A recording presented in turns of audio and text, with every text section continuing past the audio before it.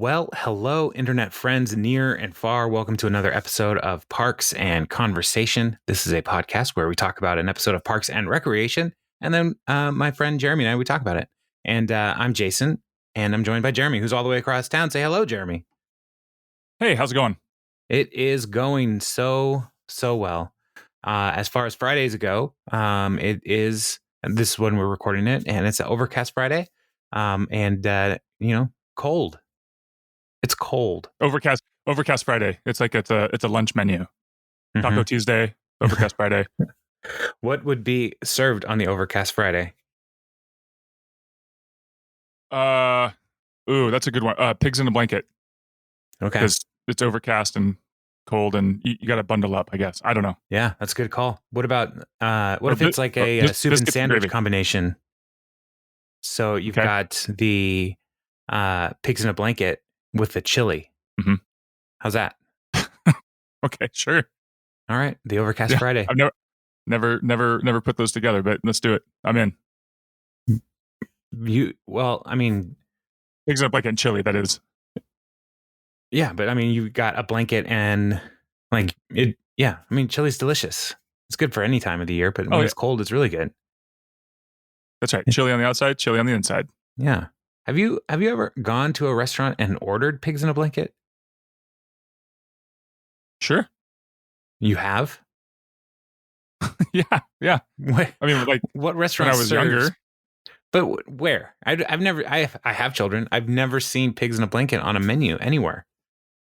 Oh, the family pancake house. They have pigs in a blanket. Here. Yeah. Oh, yeah. Guess where I'm going right after this. I'm pick my kids up from their worthless half day of school, and we're getting pigs in a blanket. Do it.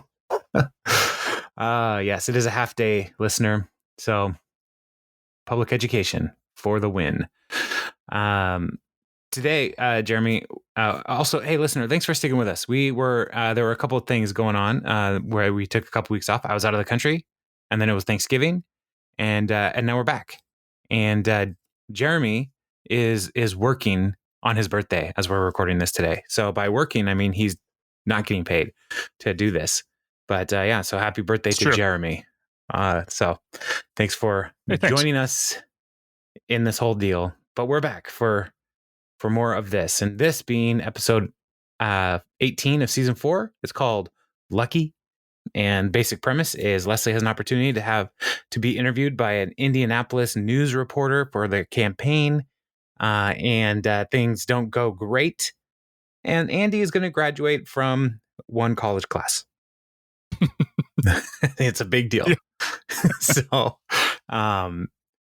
Yeah. So this episode is off the top. Jeremy, what do you feel about this episode? What are your thoughts? I had kind of forgotten about this one, honestly. When it came on, and I knew Sean Hayes was in it, but then some of the other plot points with Andy's class and the thing we'll get to later, Jerry and Donna, and I was like, oh yeah, I like this. I like this episode. It's fun. Mm-hmm. So yeah, I like how it resolves. Is probably the best part of it. So yeah, what about you? I love the Andy story much more than the Leslie story. And so like the Andy storyline is very fun and silly. And the Leslie storyline is like, it feels like an after school special on like why you shouldn't get drunk before a big interview opportunity. So like no day drinking. Bad idea. It's definitely a bad idea. And on a very special blossom. Exactly. So it just kind of feels like a morality play that I wasn't really ready for. And I'm not somebody who, gives over to the drink. And so it wasn't like an offensive thing to me, but it was just like, this is a weird, I don't know, it just felt weird. So, but yeah, the setup, I think the setup for the drinking portion, like, she's like, I felt like it was a bigger setup that funnier things might have happened. You know, like, I don't know, bigger hijinks. I don't know. Greater hijinks. Greater, yeah, the largest hijinks, and it just all kind the of best was hijinks. Everybody says so, and they just kind of fizzled out a little bit in a way. Like it's just kind of like it was almost like not sad, but I don't know. wasn't funny, I guess, as much as it could have been. It just wasn't funny. Wasn't funny. Yeah, I mean, there's funny things, but then I also Sure. I'm not crazy about Sean Hayes, just as an actor, and I didn't like how mean he was to one of my favorite places in a fictional world, and so I also was like, I don't really like you. You're mean. Maybe this is what killed his career. Like, I don't know. This episode. Well, he came back with the Will and Grace revival, so I don't know if his career is killed. Is it still going? I have no idea. I remember don't know. Just don't besmirch the good name of Connie. The Will and Grace revival. Like, I was recording something on our DVR, and it was the show after it. And so I would see consistently the first 3 minutes of the new episodes of Will and Grace, and I would remember, I hate this show. So anyway, so let's jump in. Let's start with the Andy storyline, and then we'll come back to the Leslie team stuff. So in previous episodes, Andy had enrolled in a college course called Women's Studies. And this is just the one class, and he's going to, start colleging. And Ron helped him make it happen by helping pay for the class, because Ron values a good education. And so Andy, as we see him, he's prepping for his final. And the way, I love the way that they are helping Andy get ready, because they're asking questions about different women throughout history. And when Andy gets the right answer, he asks for a treat. Treat, please. Much like training a dog. And we've said before, Andy is like a golden retriever, and this is more evidence. He's very treat motivated. And so the first question is about Laura Mulvey, and Andy says Lori Mulvey was a guy, to which April replies, girl. And he's like, that's right, it's women's studies, they're all girls. And so she's he gives her like a bio on her, and then treat please, and then cuts to a talking head, and he's like, hey, this is my first ever final exam, which is funny because first ever final exam for my women's studies class, which is you only have one final exam for a class.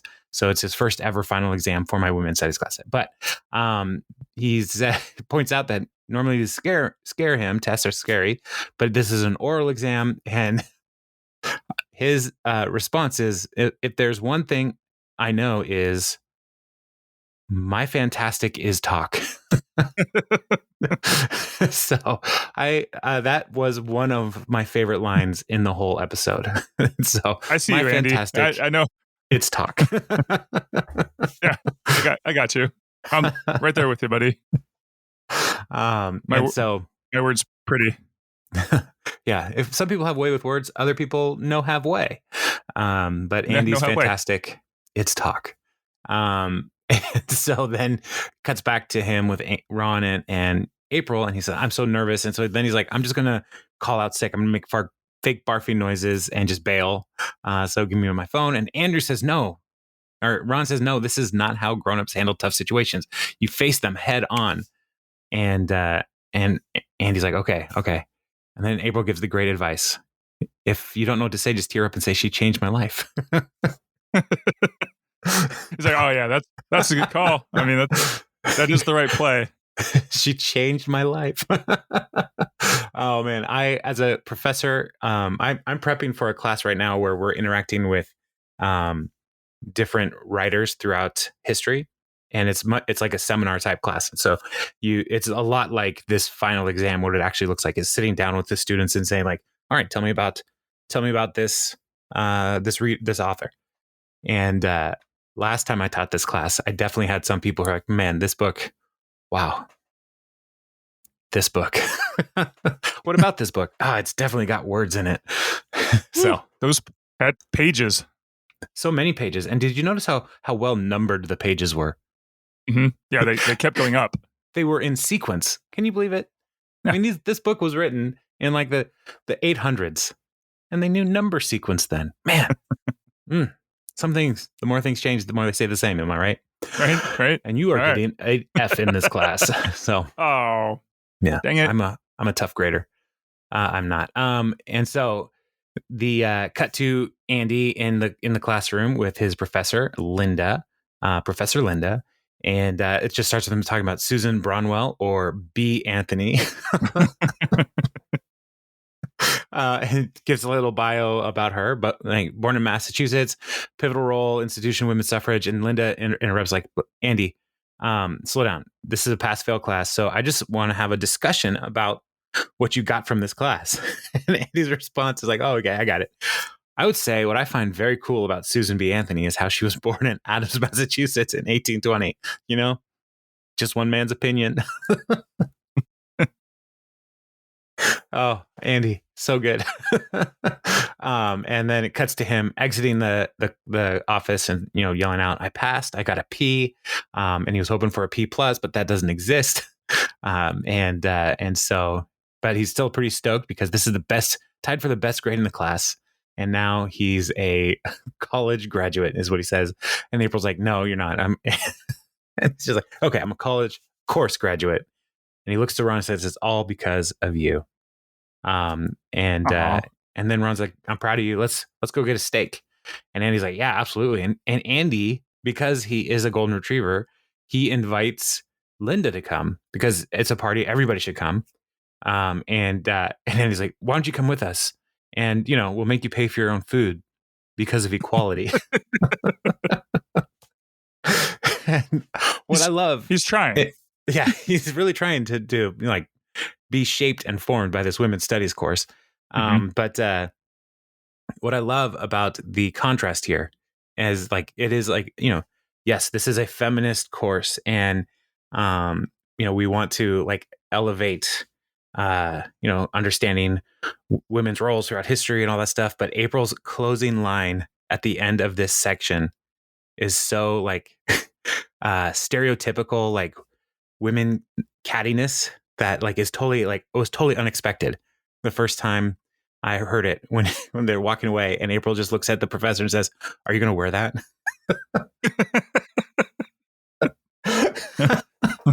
It's just this wonderful like contrast of like, yeah, I laughed so hard the first time I remember going like, that is not what I expected at all in that moment. So so they go to dinner and they are at the restaurant and Andy says to the professor, like, Ron's the guy I wrote the book about for positive male role models. And Linda says, it seems like you're quite the feminist. And Ron's like, I don't consider myself an anythingist, but you know, I was raised and influenced by powerful women. And he gives the example that, you know, when his dad told his mom that woman was made from the rib of Adam, she broke his jaw. and then his uncle Lon, what did Lon do? I didn't write down what Lon did. Anyway.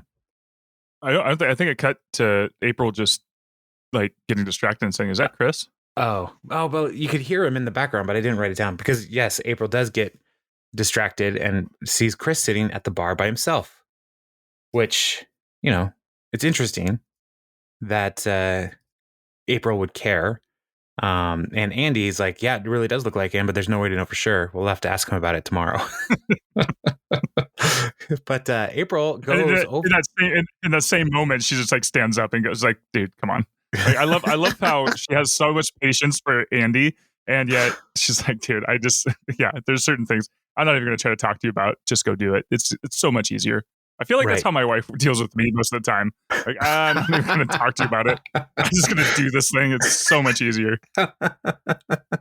Yeah. That is accurate. Yeah, your wife is a woman of action, like April Ledgett. Oh, yes. Yeah. Yeah. So the fact that April goes over and talks to Chris, and you know, last time we saw Chris and April interacting directly with each other, Chris had just broken up with Millie, and so she gave him the movie tickets that he won and an extra ticket so that they could all go together to the movies together, And so she's trying to be nice to Chris, and so now she goes, sees him over there, and invites him over, so he's not just sitting alone at a bar reading a book. To which Chris responds as like, "I'm not alone. I'm surrounded by friends I don't know yet," which is my son's attitude in life. These are all friends I haven't met yet. Yeah. So, So, and the book that he's reading is a story of a woman born with no arms, no legs, who attempted to swim the English Channel, and she drowned immediately. It's a sad story. So, interesting. I feel bad laughing about those jokes, but it's not a real person. But it was just wasn't it called Lim Possible? Yeah, the book's title. Limitless with Lim. I mean, they put it in there, so Oh yeah, yes, she drowned immediately. Just the props department, they really they crush it with books. Right, books titles. I just want a library full of their fake books. Yeah, it'd be awesome. And so I think April is kind of the balancer in the world. Like she definitely likes to bring people down a peg, but then also she knows that Chris is deep down. He's annoying, but he's a good person. And April's deep down, she's a good person too. So when she sees him sad, obviously they built a rapport, but she does care for him. And so I don't know. This just kind of struck me, and I was the same thing as well, why does she go over there? She doesn't really care about people, but she really does. And so I just like how if people are way too happy or too, over the top, she loves bringing them down. But if someone's down, she's not going to kick them while they're down. You know what I mean? And I think that's why April is such an endearing character. Yeah. Well, also April, the people who are in April's life, like Leslie, Ron, and Chris, they all lift her up.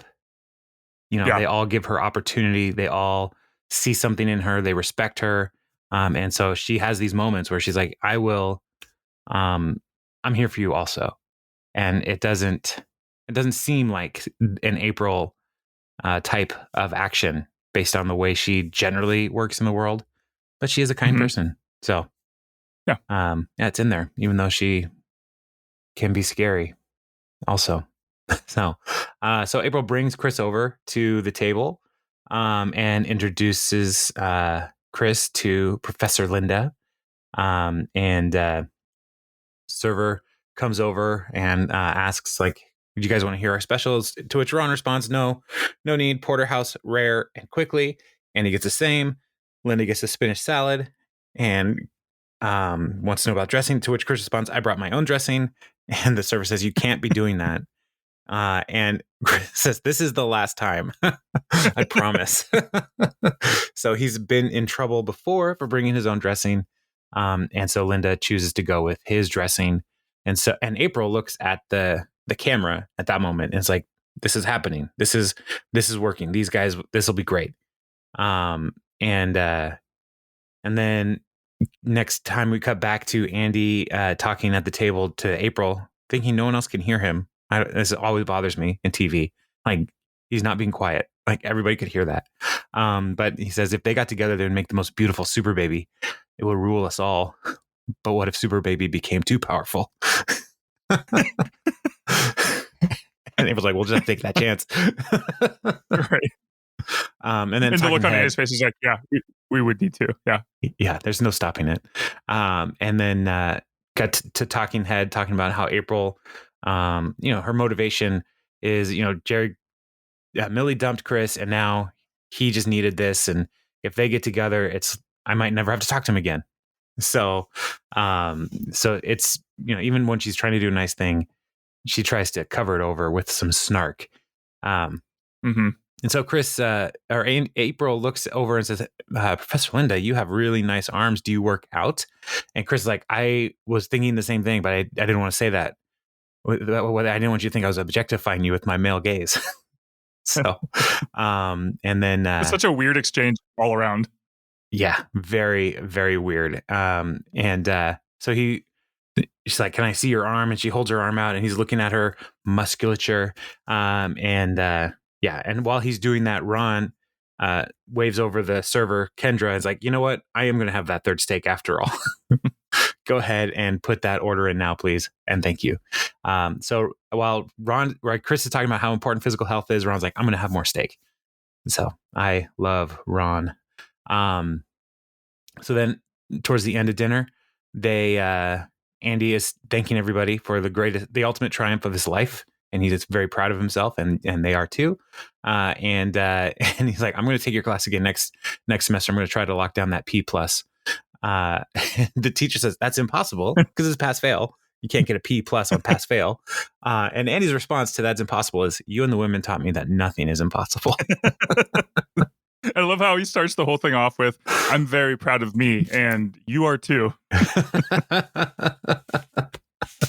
Oh, yes. Oh, Andy. So when he wants to sound important, it sounds like more nonsense.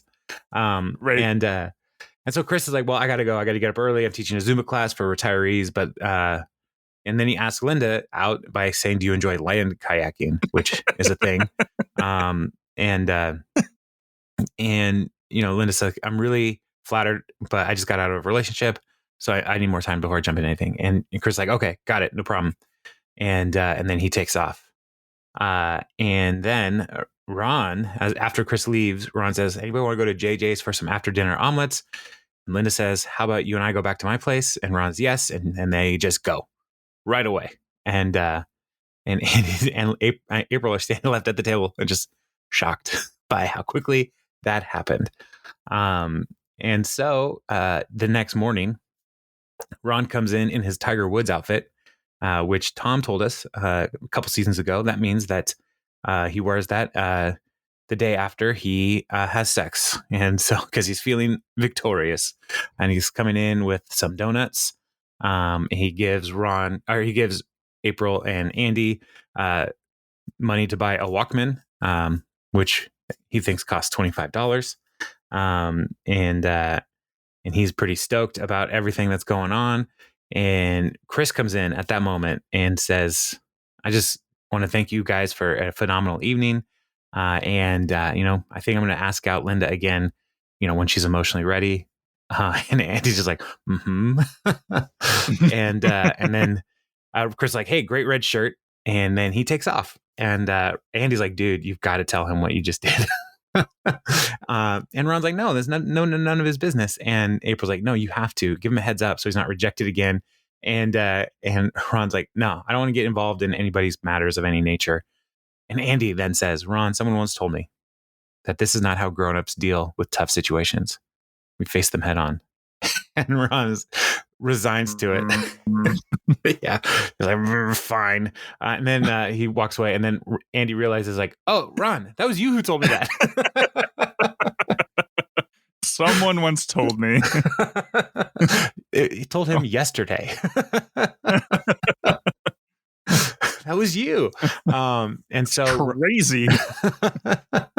So Ron goes to see Chris, and Chris's reaction is, there's that shirt. And he says, look, Chris, after the bar, I engaged with consensual activities with Linda. And he's like, I didn't plan on it, but it happened. And now you know. And Chris is like, well, thank you for telling me. You're a good man. And then he hugs Chris, which again, Ron is not a fan of. Chris hugs Ron, which he's not a fan of. And as he's hugging Ron, he whispers in his ear, I'm quite lonely. Oh, poor Chris. Oh, Chris. Oh, I feel bad for him. I'm quite lonely. Yeah. So, I mean, I love that plot line is so great. Andy is so wonderfully funny and weird. In this, you and the women taught me that nothing is impossible. So it's true. Yeah. So that's the fun B plot line. Now the A plot line is a little less fun, but it starts funny because Leslie is trying to find a new interview outfit, and they are almost all terrible. And she comes out in, I don't even know how to describe the first outfit. It's like fancy hobo is what it looks like. I don't know. It's so bizarre. It's derelict. Yes, it's that. Yeah.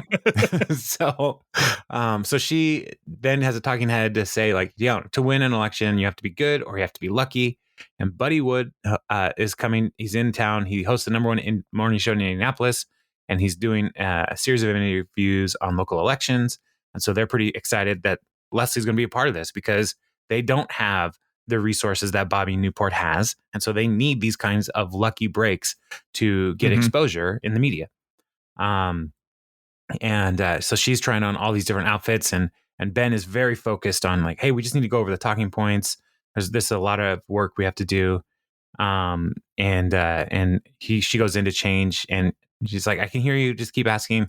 And so she's like, what's the first major public works project? And Leslie comes out, is like, oh, I don't know, but these pants will work for the public. And she's coming out in like leather pants.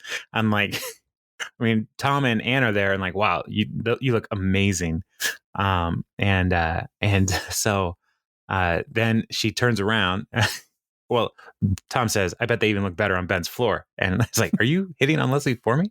But they turn around and it says nympho on the butt in sparkly letters, to which Tom explains that nympho means you're addicted to sex, and since it's on the butt, there's other implications as well.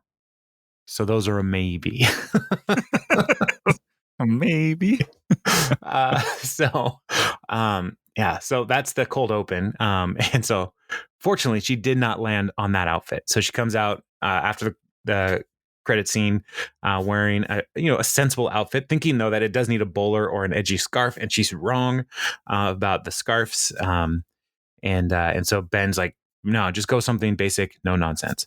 And while they are talking, he gets a call from Mr. Wood, Buddy Wood. And he goes off, takes a call, and Ann and Tom are like, man, he's so uptight. And, this is crazy how uptight he is. And they're joking about pulling the rod out of his butt and hanging those outfits on it. And it cuts to a talking head like, hey, Tom's saying we're in a really great space in our relationship. We've gone 30 hours without breaking up. Our personal best is 47. That happened when she was out of town for 2 days and forgot we were dating. So this is like Chekhov's gun right here for the relationship. Yes. Yeah. So, things are going to happen. And so but Ben comes back. It's like, well, you know what? The interview's off, but he has to fly back. Indianapolis. There was a factory explosion. And Leslie's like, oh, come on. Did anybody even get hurt? Sorry, but immediately apologizes. Like, that's her first instinct. It's like me, but then also like, oh, but wait, anybody get hurt? Oh, sorry. This is actually a tragedy. So, right. Leslie, Ben is frustrated because this is the first stroke of luck they had. It's gone. So he's like, we just got to work harder. And he's like, we should all just go to bed early, get some rest so we can go door to door tomorrow. And Tom's like, that's really great. That sounds like great news. And you might even make it back in time for Boring Club. And do you know who the president of Boring Club is? Ben. Me? Like, nope. You lost because your speech was too boring. And so then Leslie takes Ben. But then I wanted to know who won. Like, who is the most boring person? Maybe Jerry. Won. I mean, he's a pretty boring person. And he probably wouldn't even had anybody like, he wouldn't say anything like in any way controversial in his speech. I was like, look, guys, we're all here just to get out of the house for a little bit. We can do that together. And they're like, yeah, that's good. No, I think Jerry, you're so Jerry far away. I think Jerry got nominated without knowing. That's a possibility. Yeah. Yeah. And he ran uncontested. So Leslie takes Ben aside. It's like, hey, why don't we go get a drink, blow off some steam? Everyone's working so hard. And Ben's like, no, we got to keep going. I'm going to do some polling numbers, turn in early. I suggest you do the same. And then Leslie is like, nope, I got a new outfit. My hair looks amazing. Let's go drinking. And so they do.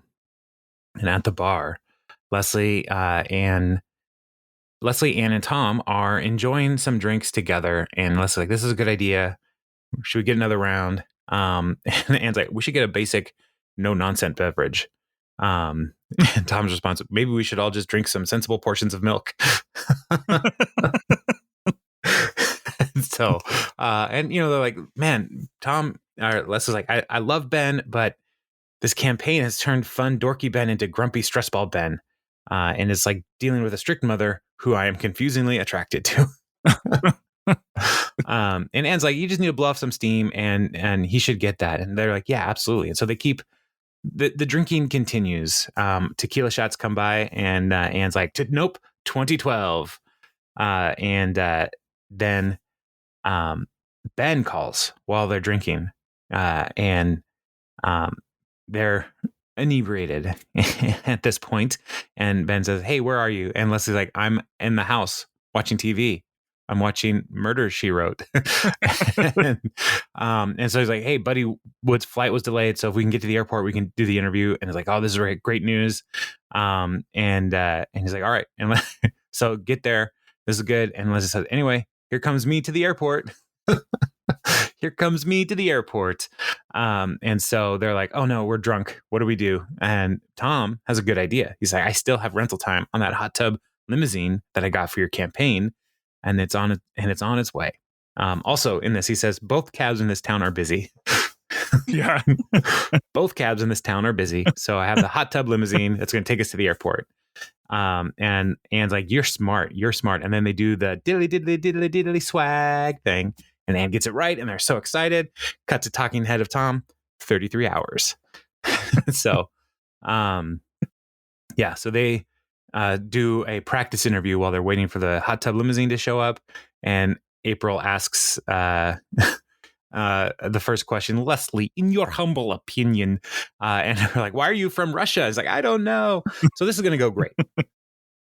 Go great. While that's all going on, we're introduced to a B plot.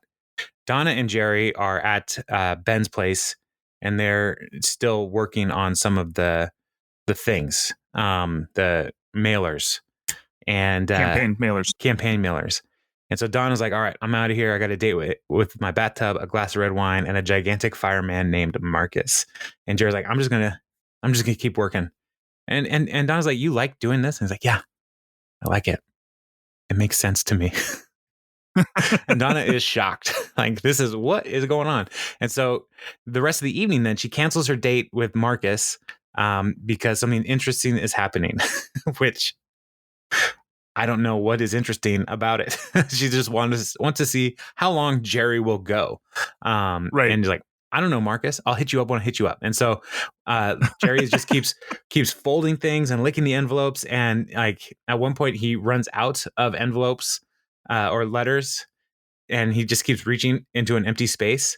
And then Donna like slides over some more of the letters or the envelopes, and then Jerry just keeps going. And so it's like, this is amazing. And Donna just looks over the camera, just like, are you guys seeing this too? Like, yeah, we're all here, right? And so then later on in the night, Donna just gets Jerry's attention. Jerry, maybe you should wrap it up. It's 4 a.m. He's like, oh, wow. Well, that flew by. He's like, I'll just take these down with the post office. And then he realizes, oh, no, I put the wrong flyers in the mailers. And it's like, well, you know what I always say? It ain't government work if you don't have to do it twice. Here we go. And he's ready to go all over again. And so Donna goes and makes some coffee. So that's going to be happening throughout the rest of this adventure for the people here while everybody else is doing their stuff. So and I love how this kind of sets up the whole Donna Jerry dynamic, where she gets intrigued at times with his quirks, his idiosyncrasies, and just watching him do things. Yeah, watching him Jerry. Yeah. So watching him Jerry. So that's a fun little aside that's going on throughout the episode. And then so Leslie shows up at the airport. She's like, wow, I feel totally normal. I'm ready to do this. And Ben is like, thanks for accommodating us on such short notice. And then as Leslie is walking through, like you can tell she's drunk because she's very interested in non-interesting things like Paul and the new ID badges. And it's on one of those like retractable little things. And she pulls it out and is like looking at it and like lets it go and it hits him. And And he's like, yeah, thanks for helping fight for these new security badges. And Leslie's response is, helpy to hop out. So Buddy Wood comes over and he introduces himself, and she starts repeating things that he says, which is another indicator that she's trying too hard to focus in because she's a little tipsy. And Leslie says, thank you so much for being here and welcome to the greatest city in the world. To which Buddy replies, Oh, I'm sorry. You're being serious. And he's like, we're set up over here where there's a small piece of carpet without a horrifying smellscape. So, which I've been to airports where I've been like, where's the place that's the worst, least worse in this airport? So I get that. Outside. Yeah, let's just not fly ever. And Leslie turns to Ben, is like, hey, do I seem normal to you? Like, does everything seem fine? Yeah, you seem fine. It's like, okay, great. I don't see him distracted or babbly. Like, no, it's great. And Ben is just really focused on making sure this interview happens and maybe not totally tuned into his candidate here. And then they sit down for the interview, and Buddy describes Pawnee this way. Pawnee, Indiana, home to the Sweetums Candy Corporation, 19 toxic waste repositories, and not much else. This sleepy mini metropolis is the site of a fascinating city council race. Join us today is one of the candidates, Leslie Knope. And Leslie says, welcome to Good Morning. Welcome to Good Morning. And Leslie says, it's my pleasure. Thanks for being on my show. And Buddy's like, he's seen like, this is different because Leslie is inviting him to his show. And then he's like, we're at the Pawnee Municipal Airport, which I must add is rather decrepit. And Leslie's like, yeah, it needs some refurbishments. And that's going to be a central piece of my platform. And Buddy's like, oh, okay. And he's like, go check out Joe Appledamus over there. Right. And Joe is the security guy, and he's holding a beachcomber style magnetic or metal detector. They don't even have like the walkthrough things. He's holding one of those things you would get at Radio Shack to see if there are any dangers coming through this commuter airport. Leslie says he's been working here since 1996. His salary has not been raised a nickel, and I'm going to work hard to make that happen. And Buddy's response is, okay, this airport seems like a metaphor. Are you familiar with the term? It's symbolic of the town being out of touch, out of date, perhaps lost its significant and sad. Your thoughts? Say what you will about Sean Hayes, but he is so good at being like a jerk. He's great. This is true. He is good at being a jerk. And so Leslie's response is like, well, we don't have big city amenities, but I think we more than make up for it with friendly faces and hardworking hands. But it's like, okay, moving on. And so the next question that we see from them when it comes back to them is, your campaign hit a snag when we discovered that you and your boss, Ben Wyatt, were having, as Buddy says, une affaire de coeur. I don't know how to say any of those things, which is affair of the heart. It's French. Une affaire de coeur. Does that sound right? Sure. Yeah, French. Yeah, I'll go with it. Yeah. Cool. And Leslie's like, I don't want to talk about that. I'd rather talk about ways to solve problems in the town. And Buddy's like, good luck with that. But I want to talk about your affair with Ben. And Buddy, as she says again, I don't want to talk about that. And let's talk about how we can improve the airport or our many wonderful parks. And Buddy's like, nope, I want to talk about you and Ben. And it cuts to Anne going, uh-oh, I know that look. And Tom's like, she's got the crazy eyes. And she's like, listen, it cuts back to us like, listen, I don't appreciate your condescending tone. And you know what? Maybe I had a couple of drinks. So, Ben, what the heck? Ben and I first, and then Ben's like, whoa. Are you drunk? And I was like, no, preposterous, which is one of the words that drunk people try to use when they want to show that they're not drunk. Preposterous. I don't think any sober person has ever used the word preposterous.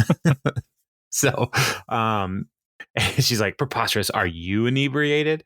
And while she's saying inebriated, she has like a drunk hiccup burp. Like, that was bad timing. And so Buddy's like, well, this is a first. An interview with a potential city councilwoman, Leslie Knope, who appears to be drunk right now on camera. And then, she's like, listen, I had a jumbo margarita, some flaming tequila shots, and you can get drunk. And Buddy's like, is it the town that makes you drink this way? Is it the town? And then Leslie's like, no, this is over. And she tries to get up, but she's like wired into the microphone pack, and it's going through the chair. And like she pulls the chair over, and it's like, that's not because I'm drunk. It's because of the wire. And so it's not good. And Buddy is ending this saying, this is a fitting end to a bizarre interview and a sad moment in a depressing city with no hope, and the waning moments of the bitter saga that has been a contentious campaign. Like, that's all one sentence. And so then cut back, like after a commercial break, Leslie's like, come on, buddy, you can't air that tape. And he's like, I'm going to air it. This is terrible. This is great for me as it is terrible for you. The sheep watching my show are going to eat it like tiramisu. And then he looks at her like, tiramisu is an Italian dessert. And she's like, I know what it is. And sheep don't eat it. But Buddy's like, I'm going to show this to all of the Indiana sphere. And so this is not a good development. And I love how proud of that he was. Like, that was like a big deal. Yeah. I'm not saying Indiana's sphere. not, but just like it was so much bigger. Like it was New York or Tokyo or something. I don't know. Yeah. Well, I mean, this kind of an interview would go viral too. So it's like, it only will elevate his platform, right? So he'll be on, like on the internet, like internet famous for being the person interviewing Leslie Knope, right? So any bad news is good news for him. So, as we'll see later. And so Leslie apologized to Ben, and Ben's like, we just need to figure out a way to stop that interview from airing. And Tom points out, I still have time on that hot tub. So they take the hot tub limo to to Indiana. And when they get in the limo, the driver's like, where are we going? Folks drive around, hit the strip clubs. And Tom's like, yeah. And Ben's like, no, we have to go to Indianapolis. And he has to like walk up to the driver with the address. And the driver's like, really? No one ever actually uses this for actual transportation. It's like, I can't go on the highway, so it'll be a few extra hours. And then Ben's like, okay. And like, he's already made his way all the way back to the seat. And then the driver holds it up. It's like, hey, is this a 7 or a 1? And Ben has to walk all the way back up to the front. So, yeah, I love that. And so they get there and get to Buddy's house. And Buddy comes out and is like, hey, you guys are blocking my driveway. And opens the door, and Leslie Knope comes out, and it's so bright, and like they're from the tinted windows of the hot tub limo. It's like, oh, it's so bright, I can't see, and like she's not even opening her eyes. Over. Yeah, yeah, a couple things going on. And Les like, please, I'm begging you, destroy the tape. And Buddy's like, I got your 50 messages, and Ben's like, Leslie was just blowing off some steam, and he also can't see either, like the whole time, which is Adam Scott does a great job of like encountering the brightness too quickly. It's like, it's so hard to see. And like, so it's like, they're just blowing off some steam. And so please destroy the tape. That's 5 pleases. But he's like, as much as I enjoy your graveling, your tiny backwater airport lost my bags. So, this is, I can't even do it. And Ben and Leslie are like, oh yeah, okay, well, then we should go. Bye. And they get in the limo, and Ben is like, screw it. And he opens a bottle of champagne, and Fun Ben lives. And yeah, so then they get back to the house, and you can see Donna and Jerry like passed out at the table where they had been stuffing envelopes all night. And they're just getting back into the whole situation. And Leslie has a talking head, like, to win an election, you have to be good, you have to be lucky. And I got pretty lucky when I met Ben. And I'm lucky that Ann and Tom and all my friends helped volunteer to help me out. I'm super lucky that tape disappeared. And while she's saying that, it cuts to a video of the airport worker who is throwing the bag with the tape in the garbage. It's like we may have used up all our luck tonight. And then, yeah, so, but Leslie's like, but Ben's about to get lucky, and he doesn't even know yet. So, yeah. So then, so that's that main plot line. But Anne and Tom, they have been gelling all this throughout this whole evening together. And Tom comes into Anne's office. This is during the credits scene. He's like, hey, I don't know if you know this, but we've now gone 48 hours without breaking up, shattering our previous record. And Anne's like, that's not bad. And so to celebrate, I got you a little gift. And it's just a little 48-hour anniversary gift. And so Anne opens it, and it is condoms. Tom's like, 48 of them, different flavor for each hour. And then Anne's like, yeah, we're not dating anymore. Get out. It's like, I took a risk. So Tom is still a sleaze, turns out. So yeah, Just can't so help that himself. is season 4, episode 18, Lucky. So all in all, it's a fine episode. I would have loved more of Andy and that whole situation. I would have loved to have the whole oral final. Would have been great. But I would have liked more episodes of him at community college, just taking all the crazy classes. And yeah, it's almost like they should make a show about like people who go to a community college. It's a crazy world. It's a crazy world. Yeah. Community college. It's like if they only had a couple friends who maybe were in a class together who were formed a study group or something. Yeah. I like how, like, in this one again, Leslie's kindness comes back to help her. Like, you know, the fact that she got the guys the badges, or the airport workers the badges, like with the police. Like anytime, you know, if Leslie Knope needs a favor, so you know, and it's called Lucky, you know, but really, and she was, but at the same time, because you make your own luck, I think, in that her kindness was the thing that kind of saved up that luck shit, if you will. CHIT. CHIT. That means like a token, right? I know what it means. I just wanted to make sure everybody heard what you said. Yeah. No, I know. Right. Yeah. So, so this episode, written by Nick Offerman. Yeah. Ron Swanson. So that's pretty cool. Leslie is displayed as a person who cares about her friends, cares about her town and her friends care about her. Da, ba, da, da. And we got more Jerry and Donna in this one, which I thought was fun. And Andy shaved probably but he just looked weird. I was like, did he shave for something else? But like I think we were talking before, he probably shaved just for the oral presentation. Like he's trying to present himself as somebody who looks intelligent and like put together. So, but yeah, I couldn't. It's like something's off. Something's off. There's way too much of his face exposed. So, yeah. And this was before he got like thin, right? Before he got Guardians of Galaxy healthy, and so like Star-Lord. Before he Star-Lorded out, and so this is a time when Andy, you know, had some extra pounds, and like so his face, there's just a lot of face, which is shocking when you first see it. What's happening to Andy? And his hair's combed. He's wearing a tie. It's like all kinds of stuff. Right. So man, the top review of this episode on IMDb is a 1 out of 10. This episode had such great lead up to the fall of Leslie Knope, but no, the show keeps getting so predictable and awful that now it's completely pathetic.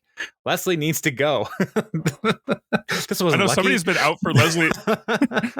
Somebody's been out for her this entire time on IMDb. One of these days, I'm going to go back and read not all the reviews, but try to find that person and just see like what is their thing. Like, why? Why do they want Leslie out so bad? Well, in this episode in particular, the tape should have been a reality check for Leslie, and no, she gets away with this too. Horrible episode, and my head hurts watching this nonsense. There 4 seasons and 18 episodes into this thing, and there's still like 5 people said this was helpful, and 99 people said thumbs down. This is from Danny Alchima 13032. So, but they're a big fan of Tucker Carlson. So, are you kidding me? No, I just pulled up their profile. No, so. I know that was the title of the review. Are you kidding me? Yeah. Yeah. Oh man, I'm just looking at the things they rate, which is funny. So, all right. Anyway, it's just funny when people don't understand like the point of comedy. Like you do have to suspend your belief a little bit for shows like this. So yeah, maybe maybe it's just not for everybody. Well, I think this person in particular has some things they're working on. So that's where Okay. I'm going to leave it. So I'll just read a couple of these titles just super fast from the same person. Should be the end of Leslie Knope. The show is ruined. Finally, someone exposes Leslie. Leslie's the worst. Leslie is still a problem. Leslie needs to go. Those are all different episodes. Yeah. So I don't know why they kept watching it. Exactly. Like looking at what they like and this, like they're very different. So are they a hostage that's allowed to like leave reviews? I don't know. I do not know. So that's hilarious. Anyway, well, season 4, episode 19. This is their review for next week. The title: Still Boring and Repetitive. Oh, that'll be fun. Speaking of 19, what is next week's episode? Live Ammo is the title, and it is, which I would think this person would love. Yeah. Well, all kinds of fun things. This is when Leslie has to choose between the Parks Department and the animal shelter, and then we also see Ron being considered for promotion. And they go and meditate together. Oh my gosh! Yes. This has one of my favorite lines. One of my favorite Ron lines. I don't know, but I know there's a spinning cone of meat next door, and I'm going to eat the whole thing. I don't know what it is, but I'm going to eat the whole thing. So, Ron, long live Ron. So, awesome. All right. Well, until next time. Until next time, listener, we will be gone now. So I'll talk to you later. All right, bye. Bye.